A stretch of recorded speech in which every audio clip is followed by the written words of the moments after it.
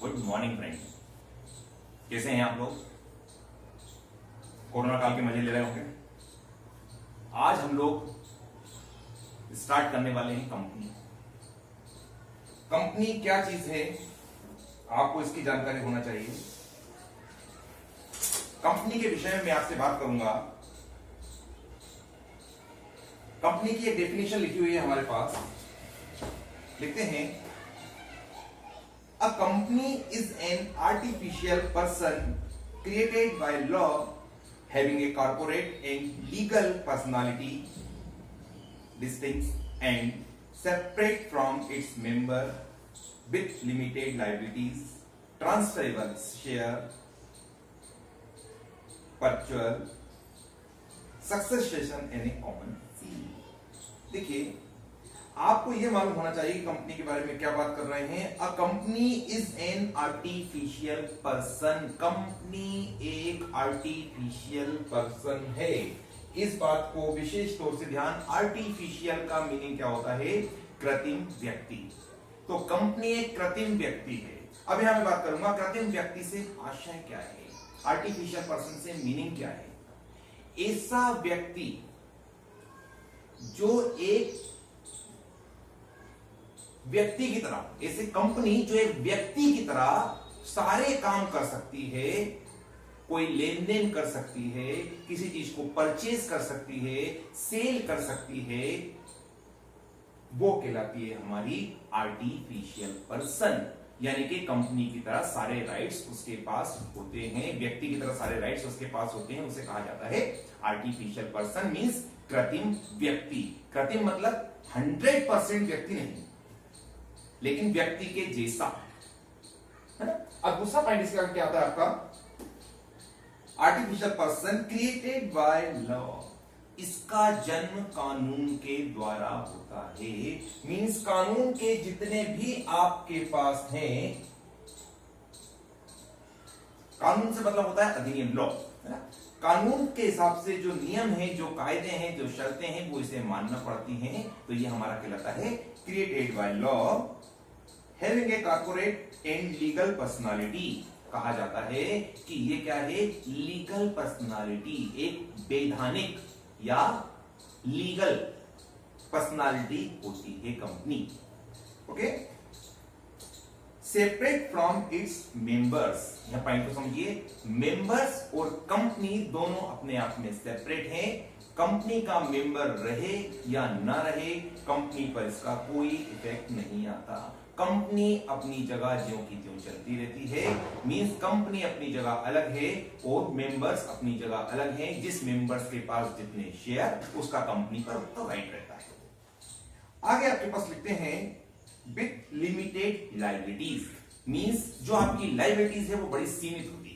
पीछे पार्ट में आपने पढ़ा था अनलिमिटेड लायबिलिटीज, बट यहां पर अब आप पढ़ेंगे लिमिटेड लायबिलिटीज। लिमिटेड लायबिलिटीज से मतलब ये है हमारा कि हमारी जो लायबिलिटीज है वो लिमिटेड हैं। जितने हमारे शेयर हैं, उस शेयर के अकॉर्डिंग ही हमारी लायबिलिटीज होती है।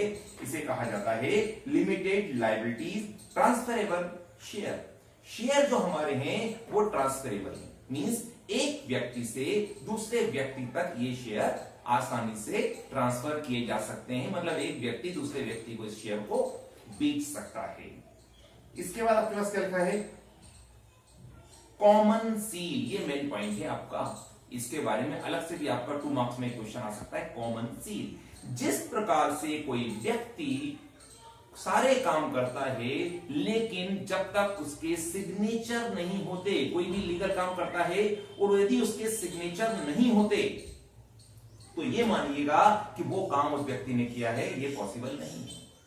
यहां पर कंपनी की सील बोली जा रही है कि यदि कंपनी ने कोई भी ट्रांजैक्शन किया है और उस ट्रांजैक्शन पर कंपनी की सील नहीं लगी है, तो जिन डायरेक्टर्स ने, जिन बंदों ने आपसे एग्रीमेंट किया है, उस एग्रीमेंट के लिए वो रेस्पॉन्सिबल होंगे। कहीं से कहीं तक भी कंपनी रेस्पॉन्सिबल नहीं होगी। Means common seal means company की सील, और जहां कंपनी के सिग्नेचर माने जाएंगे। क्लियर? अब देखिए, मैंने जो आपको डेफिनेशन बतलाई है, इसी डेफिनेशन से हमारा दूसरा पॉइंट भी क्लियर होता है, कैरेक्टरिस्टिक्स। आपने आशय मीनिंग में देख लिया कि क्या है। अब आप कैरेक्टरिस्टिक्स को एक बार फिर से समझिएगा। जो पॉइंट मैंने आपको अलग अलग बतलाए, क्या बोला था? Artificial person, legal personality, separate from its member, with limited liabilities, transferable share और कॉमन सील। मीन्स यदि इन 3 लाइनों को आप अच्छे से समझ लें तो आपको कंपनी की डेफिनेशन और कंपनी के कैरेक्टरिस्टिक्स दोनों एक ही पॉइंट से क्लियर हो जाएंगे। यदि आपने ध्यान से सुना है तो आपको समझ में आएगा, और यदि नहीं भी सुना है तो इसको आप 2 बार फिर से सुनिए, क्योंकि ये जो आपको मैंने क्वेश्चन बोला है, कंपनी की डेफिनेशन और कंपनी के कैरेक्टरिस्टिक्स, ये फाइनल एग्जाम के पॉइंट ऑफ व्यू से बहुत ही ज्यादा महत्वपूर्ण है। आईएमपी क्वेश्चन बनता है। नेक्स्ट पॉइंट मैंने आपके पास लिखा है शेयर। अब ये शेयर अंश क्या चीज है? देखिए, एक कंपनी होती है और कंपनी की जो पूंजी होती है, जो कैपिटल होती है, वो कंपनी की कैपिटल जो कंपनी के पास आती है वो आती है लोगों को अपने शेयर बेचकर। कंपनी जो अपने शेयर लोगों को बेचती है, उस बेचे गए शेयर से ही कंपनी के अंश के जो है आपका कैलकुलेशन होता है। एक कंपनी में जितने भी अंशधारी हैं, शेयर होल्डर हैं, और जितनी कंपनी की पूंजी है, जितनी भी कंपनी की कैपिटल है, उस कैपिटल को यदि आप अपने नंबर ऑफ शेयर होल्डर, अंशधारियों की संख्या से यदि उसको आप डिवाइड कर दें तो आपके पास अंश निकल आते हैं कि कंपनी के अंश कितने हैं। सपोज कीजिए आपकी अंश पूंजी, शेयर कैपिटल 1 लाख रुपीज है, ओके, बट आपके जो मेंबर्स हैं, वो कितने, शेयर होल्डर्स जो हैं वो भी 1 लाख हैं। मींस शेयर आपके कितने हुए? आपके शेयर भी हुए कितने? एक वैल्यू के हिसाब से, 1 रुपए की एक शेयर की एक वैल्यू, शेयर हमारे जितने शेयर होल्डर उतने शेयर। आपने क्या किया? आपकी जो शेयर कैपिटल है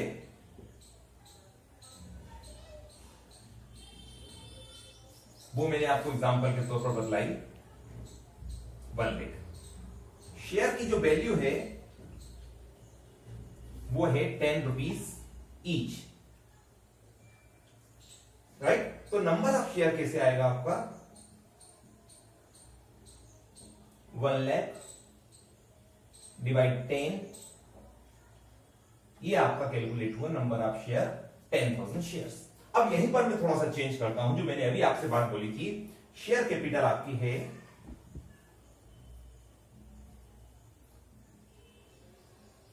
1 लाख, और जो आपके पास शेयर होल्डर हैं वो कितने हैं? 1 लाख। यदि नंबर ऑफ शेयर कैपिटल और शेयर होल्डर आपके पास हैं तो यहां जो कैलकुलेट होगा वो कहलाएगा आपका शेयर की वैल्यू। देखिए शेयर की वैल्यू कैसे आएगी? Value of share 1 lakh oblique 1 lakh 1 rupees value. दोनों अलग अलग एग्जांपल बोले हैं मेरे लिए। हाँ, इन दोनों को आपस में मिक्स मत कीजिएगा कि यहां पर जो है 10,000 शेयर आ रहा है 1 लाख। नो, ये मैंने माना, ये मैंने माना, दोनों सपोज किए हैं। फर्स्ट में सपोज किया share capital 1 lakh, share value 10 rupees each. दो चीजें थी हमारे पास कि शेयर की वैल्यू भी थी, शेयर कैपिटल भी थी, नंबर ऑफ शेयर कैलकुलेट हो गया। दूसरे टाइम पे आपके पास शेयर कैपिटल भी है, शेयर होल्डर भी है, तो आपने जो है शेयर की वैल्यू कैलकुलेट की। तो ये आपका फर्स्ट टॉपिक आज का इस चैप्टर का क्लियर हुआ कि शेयर्स क्या है, शेयर्स की कैरेक्टरिस्टिक्स है, विशेषताएं, और जो है कंपनी के अंश। अब मैं आपसे चाहूंगा कि आप घर पर इसकी एक बार स्टडी करें, एक बार इसको पढ़ें, समझें। आप इसको 2-3 बार जरूर सुनें, आपको बहुत अच्छे समझ में आएगा, मैं ये भरोसा करता हूं। Okay, thank you very much, धन्यवाद।